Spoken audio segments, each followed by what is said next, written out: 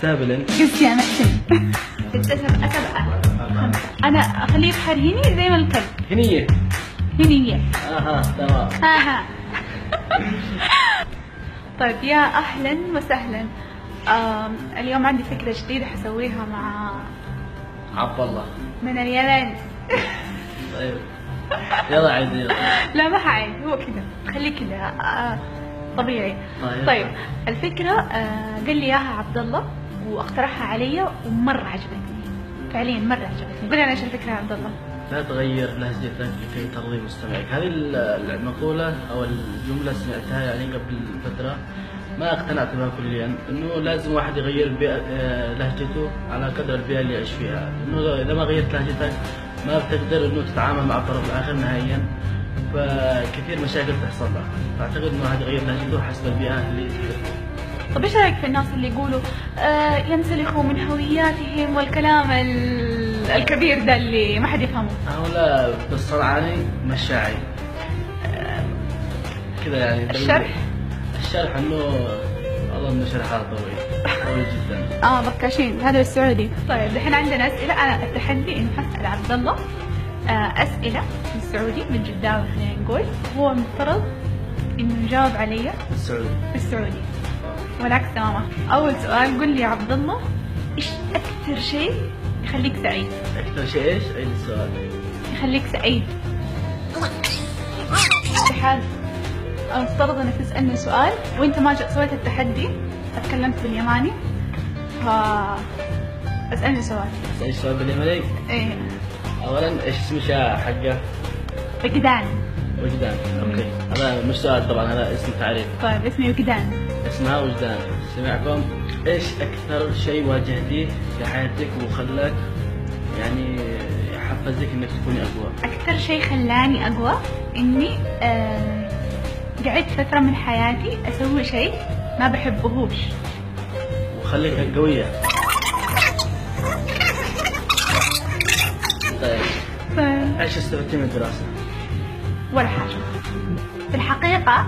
انا درست اعلام والدراسة ما فادتني ولا شيء. ولا شيء. جميل. طيب بقول لك جمل ترددي بعدين. طيب اللي قلت لك قلت له، اللي ما قلت لك ما قلت له.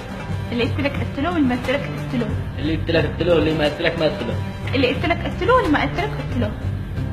هذا قتال كلامك. طيب قولي. انا ما لي حاله قاتله، انا اديله السم وخليه بحاله يمين زي ما الكلب. طيب انا ما لي حاله قاتله. انا اديله السم. انا اديله السم. اديله السم. اخليه بحاله يمين زي ما الكلب. انا اخليه يبحر هني زي ما الكلب. هنية. تمام. بس ابغاك تقول لي، حقول لك كلمات تقول لي كيف يقولوها اهل جدة. طيب أم عاد. لا يستكري. ايوه يعني يستأجر. تمام. عجوز تمخج. ايه يعني تسرع. لا ما يعرف. انتظرت على اليماني. لا عادي يعني. والله انك ما تعرف، هي انا احسن منك، نقطة لي. طيب انا ادي ليش كلمة بدل ما طيب يلا. ورب الكون يا اخو لا ننكرها. جميل. لا جميل ولا محمد. جميل خليك معايا. افتح جوجل. ايوه ايش ورب الكعبة يا اخو لا ننكرها. ورب هذا قسم. ورب الكعبة. بس ايش اللي بعده؟ والله لا اطفشها. لا يعني ورب الكعبة لا نخربها بالجداوي. والله نخربها. طب سؤال دحين انت تجاوب عليه المفروض بالجداوي فعليا. اوكي. طيب هو اخر سؤال. حلو. انا حسألك بالجداوي تبغى ولا باليماني؟ اسأليني باليمني. طيب ابي افكر باليمني كيف. اروح اذاكر وارجع. طيب يلا. عبد الله. هلا. ايش هو حلمك؟ حلمي؟ ايوه. حلمي والله حلم اي موظف. شوف الخلفيه كيف يعني زي الافلام. ايش هو حلمك؟ كيف تهرب؟ حلمي انه اصبح اعلامي واوصل رساله. الان بنتصل لواحد سعودي خوي بسوي عليه مقلب على اساس انه سعودي، بشوف ان فارق اللهجه بتفرق معه او لا، او بيعرف صوتي. نشوف الان.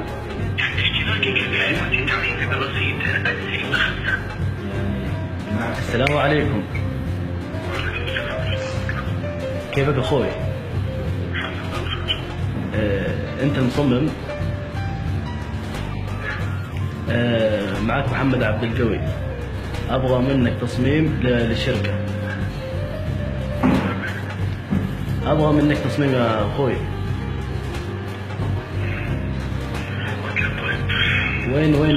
وين مكتبك انت؟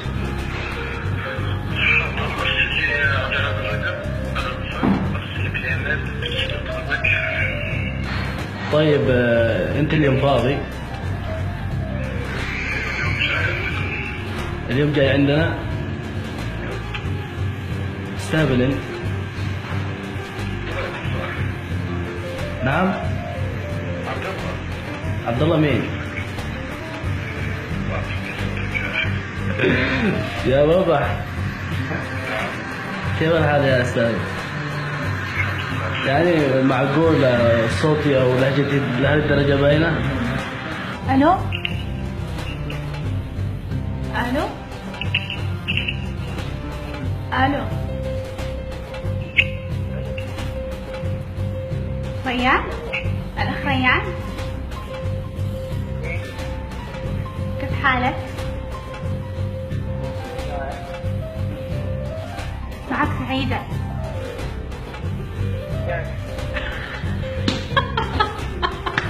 طبعا 2 مقالب وما نفع.